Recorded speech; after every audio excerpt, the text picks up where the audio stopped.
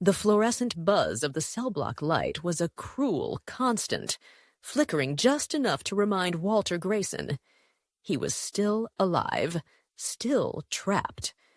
At 62, his broad shoulders had hunched under the weight of 22 years behind bars, his once steady hands now trembling as they clutched a scrap of commissary receipt, his only paper, pilfered from a guard's trash. In the dim glow, he scratched out words with a pencil stub, each letter a prayer, a scream, a plea to someone who might care.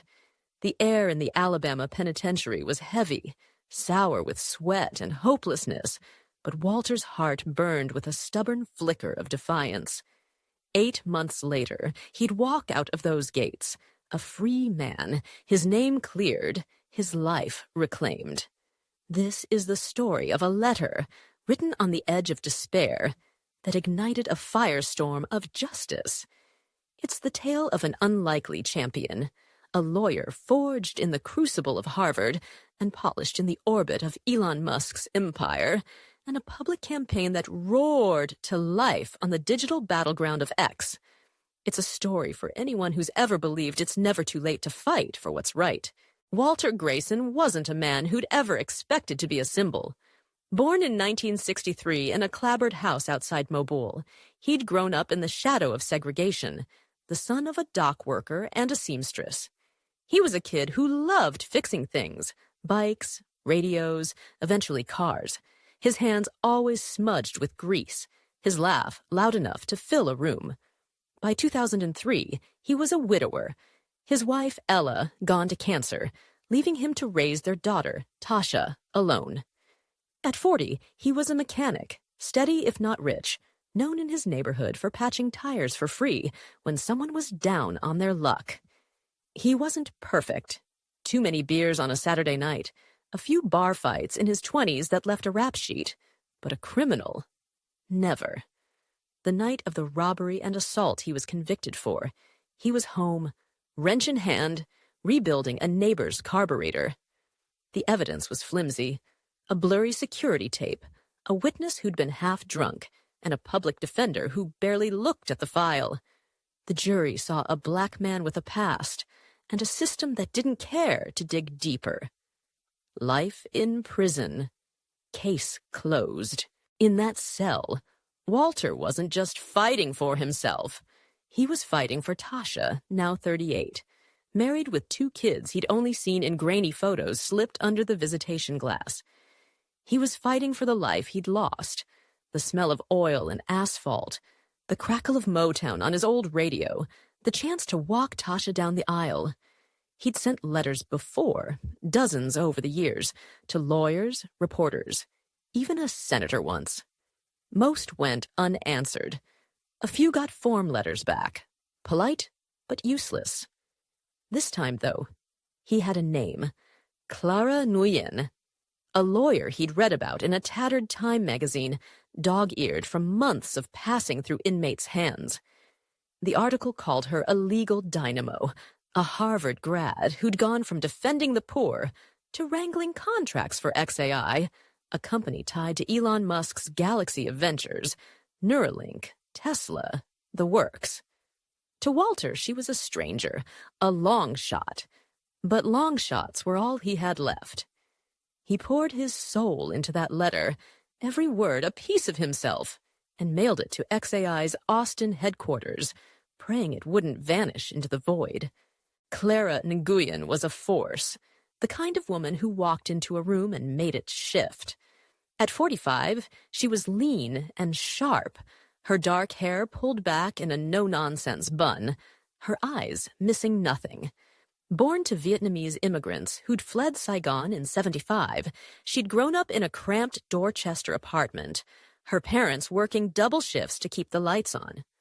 Harvard Law had been her ticket out, but she never forgot the grit it took to get there. By 2025, she was XAI's lead counsel, navigating the thorny ethics of AI and billion-dollar deals. But Clara had a secret passion, pro bono cases, the kind that reminded her why she'd become a lawyer. She'd take 1 or 2 a year, usually for whistleblowers or tenants screwed by corporate landlords. That Time article painted her as a superstar, but it didn't mention the nights she spent poring over case files, fueled by black coffee and a stubborn belief in justice. Walter's letter almost didn't reach her. It landed in a pile of fan mail and crank notes at XAI's office, where it might have been trashed if not for a bored intern, a 22-year-old named Jamal, fresh out of UT Austin. Jamal was supposed to sort mail, not play hero, but something about the envelope, smudged, addressed in shaky script, caught his eye. He read it, expecting a scam or a sob story. Instead, he found Walter's truth. A man railroaded, forgotten, but still fighting. Jamal hesitated, then slipped the letter onto Clara's desk, half expecting her to ignore it. Clara was swamped, buried in XAI's push to roll out Grok 3, a new AI model that was eating her life. But late one night, wired on caffeine and guilt, she opened it. Walter's words hit like a punch. Raw, unpolished, real. The case was a mess. A recanted witness, a tape too blurry to mean anything, an alibi no one had checked. Clara smelled injustice, and she wasn't one to let that slide. She started digging, pulling court transcripts from dusty Alabama archives, tracking down witnesses who'd scattered or died. She called in favors from her Harvard network, professors, old classmates, even a judge she'd clerked for. The more she learned, the madder she got. Walter's trial was a textbook failure. An overworked defender, a prosecutor chasing headlines, a judge who'd rushed to verdict. The witness, a gas station clerk, had recanted in 2010, admitting he'd been coerced, but no one followed up. The tape, supposedly damning, was so pixelated it could have been anyone. Walter's neighbor, who'd vouched for him, was never called to testify. Clara saw a man who'd been erased, his life stolen by a system that didn't care. But anger wouldn't free him. She needed a plan, and she needed it fast. Walter wasn't getting younger. Prison had worn him down. High blood pressure, a limp from an old injury, eyes that strained to read. Tasha was struggling too, working 2 jobs to support her kids while funneling what little she had into a GoFundMe for legal help that never materialized. Clara knew a courtroom battle would take years, and Walter didn't have that kind of time. So she went rogue, deciding to take the fight public.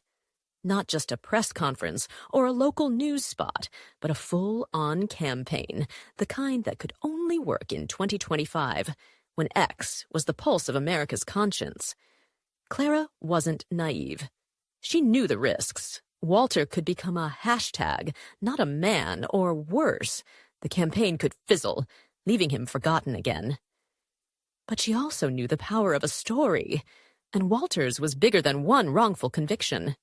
It was about a system that crushed men like him, then moved on.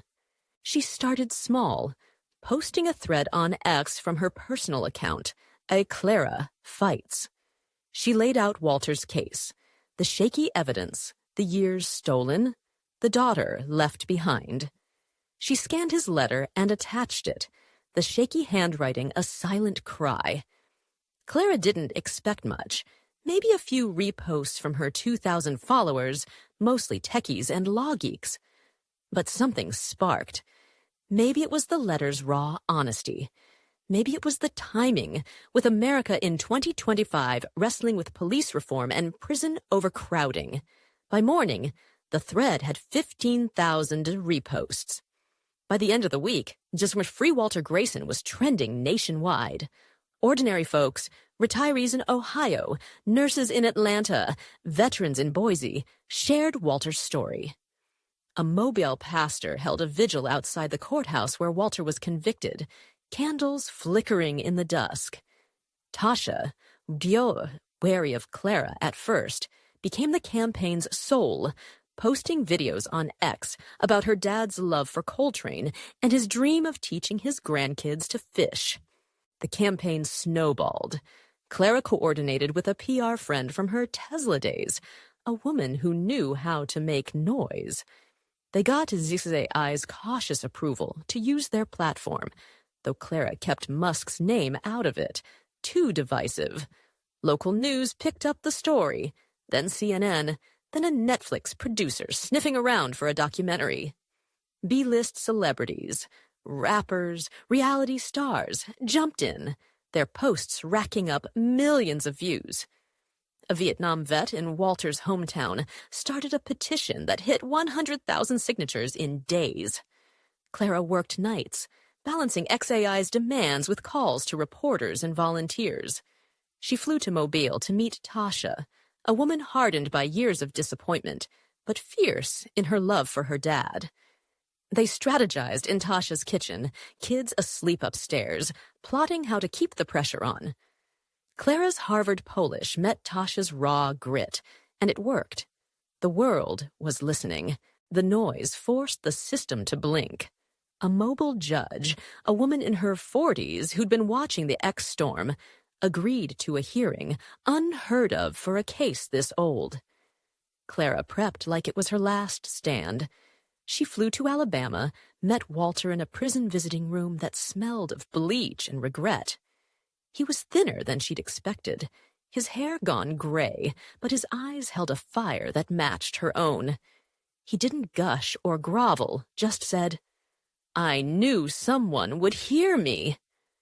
Clara didn't promise a win. She never did, but she promised to fight. She brought in experts, a forensic analyst to debunk the tape, a PI to track down the neighbor, now 70, and living in a trailer park. The hearing was a spectacle, with news vans clogging the street and protesters chanting "Georgia Free Walter Grayson." Clara argued for 3 days, her voice steady but blazing, dismantling the state's case piece by piece. The recanted witness, now sober, testified via Zoom. The neighbor, frail but clear, swore Walter was with him that night.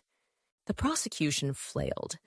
They'd counted on the case staying buried, but Clara's campaign had made Walter a cause. They offered a deal. Time served. Parole. Walter, sitting beside Clara in a borrowed suit, shook his head. Tasha, in the gallery, nodded. They wanted exoneration, not a compromise. The judge didn't rule that day, but her questions to the state were sharp, almost angry. Clara felt hope, fragile but real. Walter felt it too, his hand gripping Tasha's in the courtroom, the first time he'd touched her in years. The wait was brutal. 4 weeks of silence, with X buzzing and Clara dodging reporters while still juggling XAI work. Then the call came. Overturned. Insufficient evidence. Walter Grayson was free. The day he walked out, the Alabama sun was merciless, the heat shimmering off the asphalt. Tasha was there, tears streaming, her kids clinging to a grandpa they'd only known in stories. A crowd of supporters cheered, holding signs scrawled with "Ni Sao Free Walter Grayson." Clara stood back, her suit wrinkled from the long night before, her heart full. X lit up, videos of Walter's first steps, hashtags trending globally. Walter moved in with Tasha, started fixing cars in her garage, even played his old saxophone at a church picnic, the notes shaky but sweet. Clara returned to XAI, another case already calling. But she kept Walter's letter, framed above her desk, a reminder that even in the darkest corners, a single voice can still spark a revolution.